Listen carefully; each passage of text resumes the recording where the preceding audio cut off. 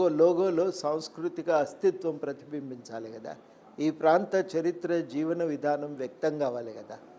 అవి వ్యక్తం కానప్పుడు సమస్య అవుతుంది, చర్చ జరుగుతుంది.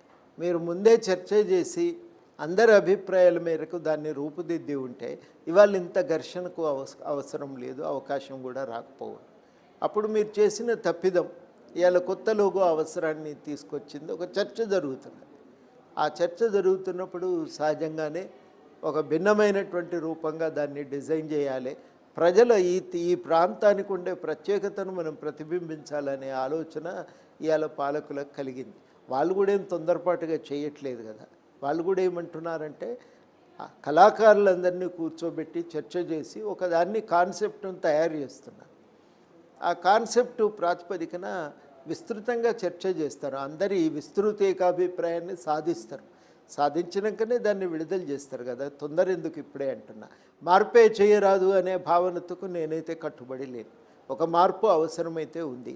ఏ మార్పు అయినా ఇవాళ ప్రభుత్వం తీసుకురావాలంటే కొంత అందరినీ ఒప్పించుకొని చేస్తేనే మంచిది అనేది నాకున్నటువంటి అభిప్రాయం.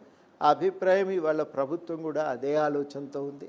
కాబట్టి ఇవాళ తొందర ఏం అవసరం లేదు. ఇంకా సమయం తీసుకొనైనా అందరినీ ఒప్పించైనా ప్రభుత్వం దాన్ని సరిగ్గానే రూపొందించాల్సినటువంటి అవసరం ఉంది. ఆ కాన్సెప్టు అందరికీ మెచ్చి అందరి సమ్మతి ప్రకారం దాన్ని ఫైనలైజ్ చేసి ప్రభుత్వం దాన్ని విడుదల చేస్తారు. అంటే కోదండరాం సారు తెలంగాణ ఉద్యమాన్ని 8 నుంచి 14 మధ్య విస్తృతంగా నడిపిన ఒక ప్రొఫెసర్. అంటే పిల్లలకు పాఠాలు ఎలా చెప్తాడో ఉద్యమాన్ని కూడా అలా నడిపాడు. సాగరహారం కావచ్చు, సకల జనుల సమ్మె కావచ్చు. ఇప్పుడున్న ప్రభుత్వానికి ఎలాంటి సూచనలు చేస్తున్నారు? అంటే ఇలాంటి వివాదాలు తలెత్తకుండా ఒక సామరస్య ధోరణిలో ముందుకు వెళ్ళే విధంగా ఏదున్నా ప్రజాస్వామిక పద్ధతుల్లో పోతే సరిపోతాయి. ఇది ఎవరి మీరు కూర్చున్న ప్రతిష్ట ఏం లేదు, ఎవరి వ్యక్తిగతమైన ప్రతిష్ట ఉంది ఏం లేదు. తెలంగాణ ప్రతిష్టే ముఖ్యం కదా. తెలంగాణ ప్రతిష్టే ముఖ్యమైనప్పుడు ఆ ప్రతిష్టని ఇనుమడింపి చేసే రీతిలోనే లోగో తయారు చేస్తారు, లోగో ప్రజెంట్ కూడా చేస్తారు. అట్లనే లోగో ఉంటుందని చెప్పి నాకు నమ్మకం కుదిరింది నిన్న వారు మాట్లాడినవన్నీ విన్న తర్వాత.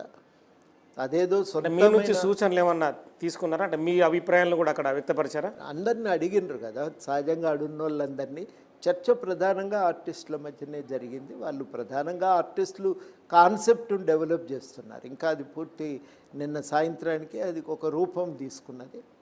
ఆ చర్చ జరుగుతున్న సమయంలో మీకు ఎట్లా అనిపిస్తున్నదని అందరి అభిప్రాయాలు అడిగితే మాకు తోచిన విషయాలు కూడా మేము చెప్పటం జరిగింది. దశాబ్ది ఉత్సవాలు జరుగుతున్న క్రమం, దశాబ్ది ఉత్సవాలకు అంటే కోదండరాం సార్ అంటే ఎలాంటి సూచనలు ప్రభుత్వానికి చేస్తున్నాడు? ఎవరెవరిని గౌరవించాలని ఒక ప్లాన్ ఆఫ్ యాక్షన్ ఉంటుంది కదా, ఎలా ముందుకు పోతున్నారు? ఇప్పుడు 10 ఏళ్ళు ఎన్నడూ కూడా మమ్మల్ని దరికి కూడా రానియలేదు.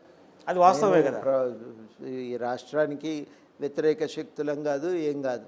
ఈ ప్రత్యేక రాష్ట్ర సాధనకు మా వంతు ప్రయత్నం చేసినటువంటి వాళ్ళమే. కానీ